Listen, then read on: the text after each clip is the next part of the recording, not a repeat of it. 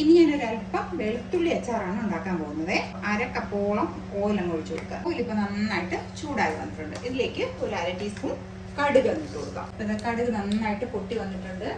ഇനി ഇപ്പൊ ഞാൻ എടുക്കുന്ന ഒരു ചെറിയ പീസ് ഇഞ്ചി ചെറുതായിട്ട് കൊത്തി വരുന്നത് കേട്ടോ. പിന്നെ ഒരു 2 പച്ചമുളകും 2 തണ്ട് കറിവേപ്പില ചെറുതായിട്ട്, ഇത്ര മതി. ഇനിയിപ്പോ നമ്മൾ ഈ എടുത്തു വെച്ചേക്കുന്ന വെളുത്തുള്ളി ഇപ്പതാ ഇത്രയൊക്കെ മതി. നന്നായിട്ട് ഒരു പകുതി വേവായിട്ടുണ്ട്. ഒരുപാട് അങ്ങ് വേവിച്ച് ചെയ്യല്ല കേട്ടോ. 1/4 ടീസ്പൂൺ മഞ്ഞൾപ്പൊടി, 2 ടീസ്പൂൺ കാശ്മീരി മുളക് പൊടി കേട്ടോ. ഉലുവ പൊടിച്ചത് കേട്ടോ. പിന്നെ ഏകദേശം ഒരു ഫ്ലേവറിന് വേണ്ടിയിട്ട് ഒരു 1/2 ടീസ്പൂൺ കായം പൊടിച്ചത്.